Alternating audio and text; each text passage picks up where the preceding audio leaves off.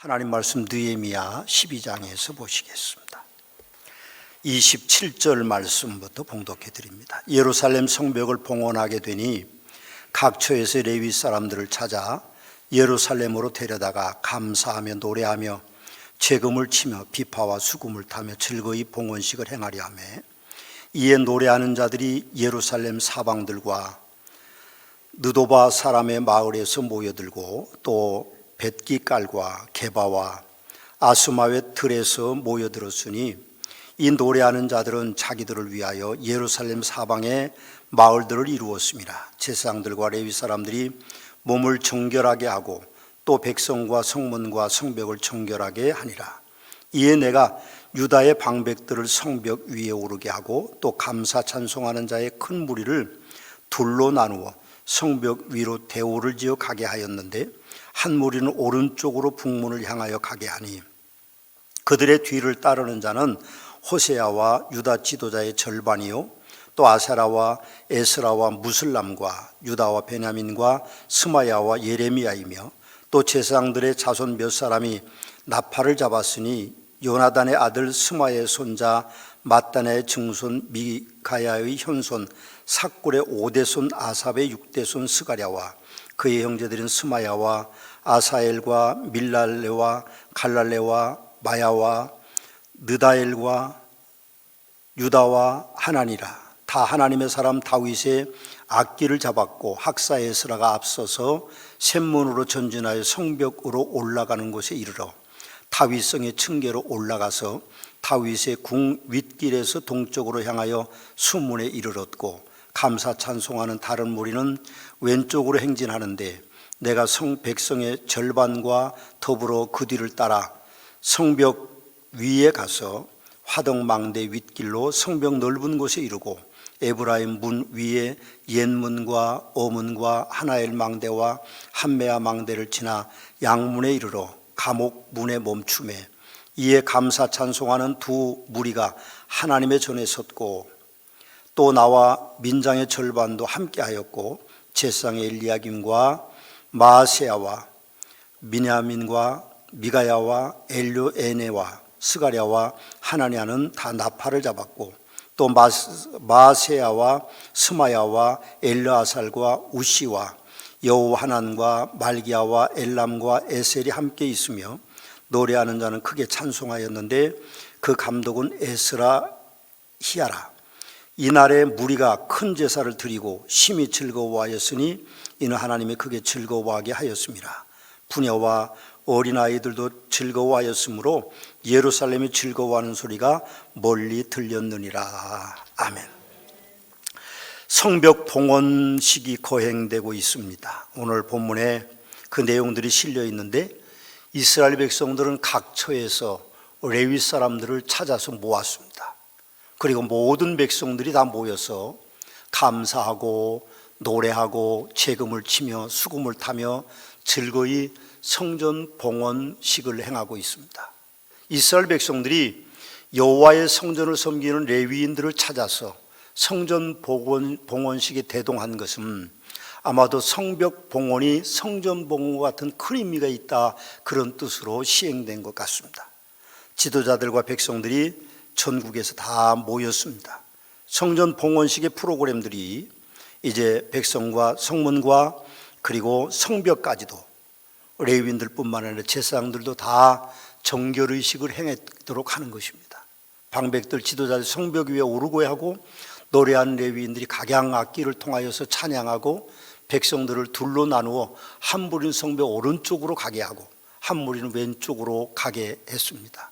성벽의 모든 백성들이 다 올라갈 수는 없었지만 거의 모든 백성들이 성벽에 올라가서 하나님께 영광을 돌리고 있습니다. 또 말씀해 보면 성전 앞에 성도들이 모이고 느헤미야가 모여서 하나님 앞에 큰 기쁨의 의식을 치르고 있음을 우리는 봅니다.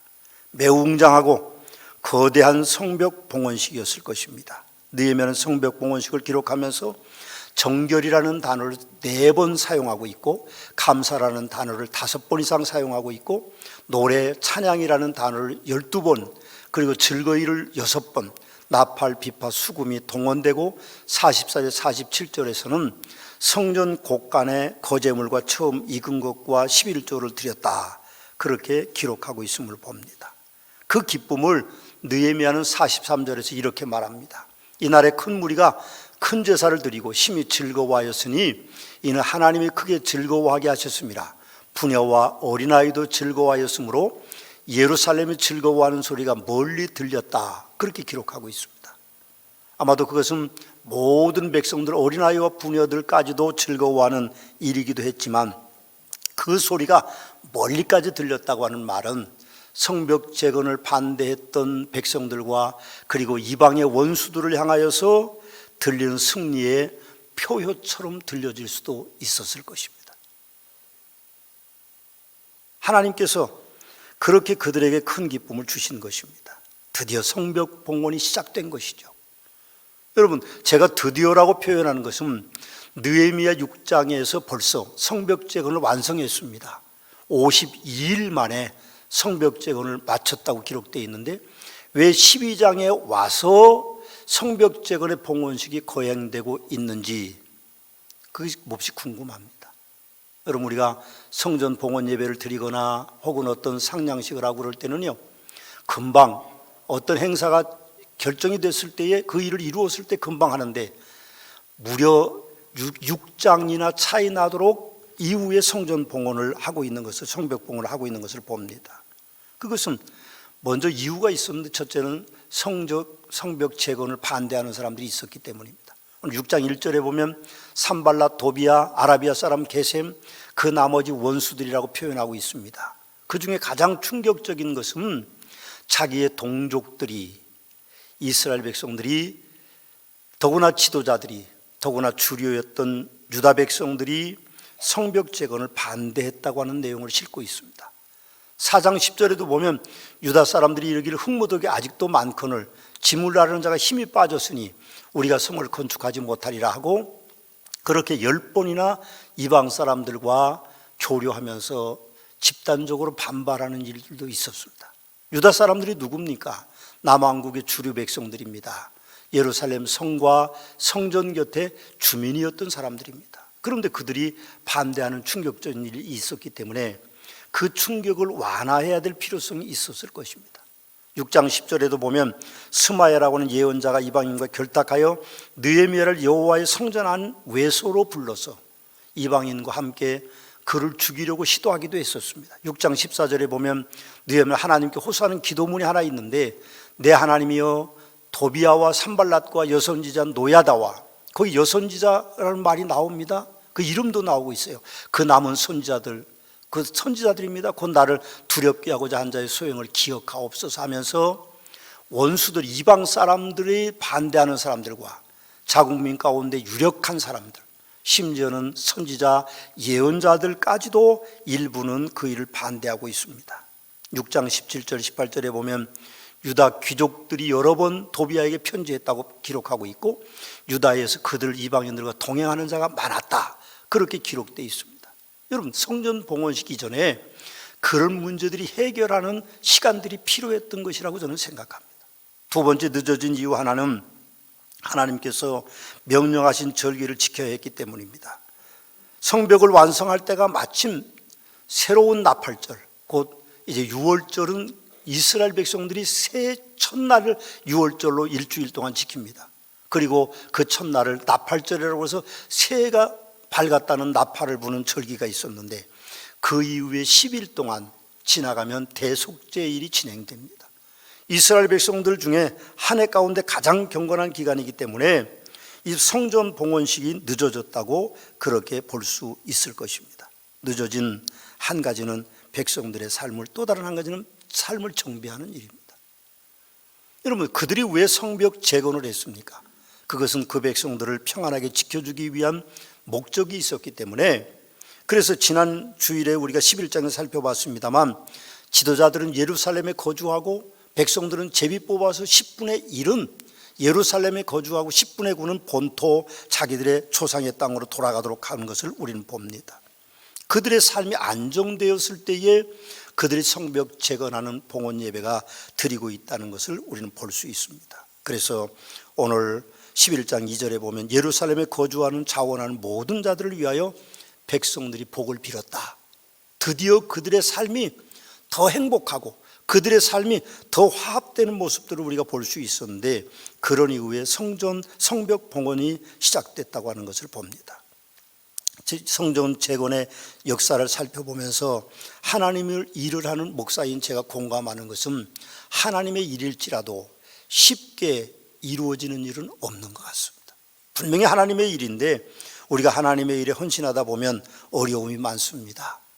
방해 요소도 많고 동행하는 이들도 적고 또 자기 스스로 어떤 힘의 연약함을 느끼고 능력의 모자람을 느끼는 그런 일들을 통하여서 하나님의 목적은 뭘까요?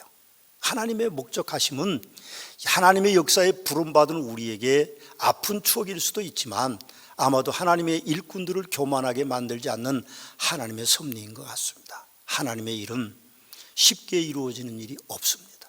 그래서 우리는 첫째도 겸손하고 둘째도 겸손하고 셋째도 겸손해야 됩니다. 그런 이유 때문에 사도 바울도 나의 나된 것은 하나님의 은혜다, 그렇게 고백하고 있는 것을 우리는 봅니다.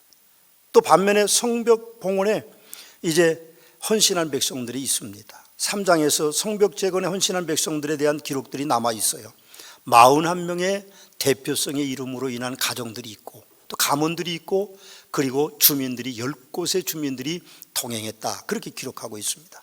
7장 70절에서 72절 말씀에 보면 성벽 재건을 위하여 헌금한 사람들의 이름들이 나오고 있습니다. 한번 보십시오. 거기 보면 그렇게 되어 있습니다. 어떤 족장들은 역사를 위하여 보조하였고 총독은 금 1000드라카마와 대접 50과 제상의 의복 530보를 보물곡관에 드렸고 또 어떤 족장들은 금 2만 드라카마와 은 2200만회를 역사곡관에 드렸고 그 나머지 백성은 금 2만 드라카마와 은 2000만회와 제사장의 의복 67벌을 드렸느니라, 그렇게 기록하고 있습니다. 제가 함께 읽어보자고 하는 이유가 있습니다. 거기는 사람 이름이 없습니다. 사람 이름이 없어요. 어떤 족장들, 또 총독, 어떤 족장들, 그 나머지 백성이다, 그렇게 기록하고 있는 것을 우리는 볼 수 있습니다. 하나님의 역사에 하나님은 성도들의 헌신에 크고 작음을 문제 삼지 않으십니다. 네가 큰 일을 했냐, 또 큰 일을 못했느냐, 그렇게 묻지 않으신다는 거죠. 헌신의 성과에 중점도 두지 않으십니다. 네가 일을 이루었느냐, 하나님이 그렇게 우리가 묻지 않으십니다. 또 우리가 간과해서 안 되는 놀라운 것은 자원하는 성도로만으로도 하나님이 충분히 그 역사를 이루신다는 것입니다. 이게 우리가 간과하지 말아야 될 것입니다. 여러분, 하나님의 역사에 함께하지 않으면 우리는 축복의 기회를 스스로 버리는 것입니다. 하나님은 어떤 사람 어떤 방법을 통해서도 하나님의 뜻은 이루어지지만 사람들은 그 일에 동조하지 않을 수도 있지만 그것은 하나님의 축복을 거절하는 하나의 결과를 낳는다는 것을 우리는 분명히 기억해야 됩니다. 백성들의 헌신이 있어서 성벽 재건이 이루어졌지만 사람으로 인한 역사가 아니라는 의미를 저는 말씀드리고 있는 것입니다. 그렇습니다. 바벨론의 포로 생활하는데 갑자기 바벨론이 멸망했습니다. 세계에서 최강대국 바벨론이 그렇게 쉽게 멸망하리라고는 아무도 상상하지 않았는데 바사 제국의 고레스 왕에 의해서 나라가 멸망했습니다. 그래서 고레스 왕이 바사 제국을 세우면서 바벨론에 포로 잡혀있던 여러 민족들을 본토로 귀환하는 정책을 펼쳤습니다. 꿈에도 상상할 수 없었던 일이죠. 참 이해할 수 없는 기적이 일어났습니다. 그래서 시편 126편의 기자는 그 기적을 이렇게 노래합니다. 여호와께서 시온의 포로를 돌리실 때 우리가 꿈꾸는 것 같았도다. 여호와께서 우리를 위하여 큰 일을 행하셨으니 우리는 기쁘다. 여호와여, 우리의 포로를 남방 시내와 같이 돌려보냈소. 눈물을 흘리며 씨를 뿌리는 자는 기쁨으로 거두리로다. 울며 씨를 뿌리러 나가는 자는 반드시 기쁨으로 그 곡식의 단을 가지고 돌아오리라. 아멘. 그런 기적의 노래를 하고 있습니다. 성도인 우리도 고린도서 10장 12절 말씀처럼 우리가 겸손해야 됩니다. 우리가 살아있는 것도 하나님의 뜻이 아니면 살아있을 수도 없고, 우리가 하나님의 일에 동행하는 것도, 오늘 우리가 함께 예배 드리는 것도 하나님의 뜻이 아니면 예배 드릴 수가 없습니다. 그런즉 선줄로 생각하는 자는 넘어질까 조심하라는 말씀을 우리는 기억해야 됩니다. 하나님의 일에 나가 없어야 됩니다. 내가 없어야 돼요. 우리도 없고 우리들도 없어야 됩니다. 오직 하나님의 섭리만이 있는 것입니다. 그러나 분명한 것은 하나님께서 우리가 행하는 일을 잊지 않으신다는 겁니다. 거기에 총독 그리고 지도자들 또 족장들 또 모든 백성들 그렇지만 이름을 기록하고 있지 않습니다. 그러나 분명한 것은 하나님은 우리의 머리카락 하나까지 다 세시는 분이기 때문에 우리가 일하는 모든 것들을 다 알고 계시기 때문에 사람이 인정해 주는 것보다 사람이 우리에게 도움을 주는 것보다 하나님이 우리를 인정해 주는 것이 훨씬 더 큰 보상이라는 것을 우리는 분명하게 기억하셔야 됩니다. 여러분, 성전 봉헌식에도요, 성전 재건을, 성벽 재건을 반대하는 백성들이 분명하게 있었습니다. 역사를 되돌려 보더라도 그것은 이해가 안 되는 일이죠. 그럼 성전을 세우고 성벽을 재건하는 일은 그 민족의 영화와 그 민족의 어떤 이제 수호를 위해서도 반드시 필요한 것인데 반대하는 백성들이 있었습니다. 우리나라도 마찬가지입니다. 우리나라는 강대국의 틈바구니에 있습니다. 북한이 벌써 핵을 25기나 가지고 있다고 합니다. 한 기만 터뜨려도 우리는 몰살을 당하는데 25기를 가지고 있다고 하니까 도대체 어디다 써먹으려고 그렇게 많은 걸 가지고 있는지 저는 이해를 못합니다. 북한이 우리를 위협하고 있습니다. 일본은 호시탐탐 경제적으로 우리에게 노리고 있고 중국은 미국과의 우리 관계를 깨트리면서 우리에게 여러 가지 많은 어려움을 주고 있습니다. 미국은 어떻습니까? 지금 우리나라를 비판하고 있고 언제 완전히 우리에게서 떠날지 알 수 없는 어려운 상황 속에 있었기 때문에 우리는 강한 군대와 강한 군사력을 가지고 있어야 됩니다. 그런데 그렇지 못한 상황입니다. 여러분, 우리 지금 군대는 약해져 있다고 합니다. 군사력은 강하다고 말하지만 그것이 얼마나 유용하게 쓰여질지는 군사력이 사실은 문제가 있다고 저는 봅니다. 그래서 우리는 강한 군사와 강한 군사력을 가지고 있어야 강대국 틈에서 우리나라를 지킬 수 있고 우리나라의 축복을 가져올 수 있는 것입니다. 그런데 그 일을 반대하는 사람들이 있는 것과 똑같이 당대에도 성벽을 반대하는 사람들이 있었습니다. 그런데 이유가 뭘까요? 왜 성벽 재건을 반대했을까요? 저는 그것을 한번 곰곰이 생각해 봤습니다. 그 첫 번째 제가 생각하는 이유는 그겁니다. 성벽이 없어도 우리는 잘 살고 있었는데, 그런 생각을 하는 겁니다. 우리 잘 살고 있잖아요. 성벽이 없어도 아무 문제가 없었습니다. 사는데 문제가 없어요. 왜요? 나라는 누가 지켜줍니까? 바벨론이 거기서 파송한 군대들이 다 지켜주기 때문에 아무 문제가 없습니다. 그런데 우리가 생각해 보면 성벽이 무너진 다음에 남왕국 유다로 간 586년에 BC에 멸망했으니까 142년 만에 성벽을 재건했는데 그동안에 큰 문제가 하나도 없었어요.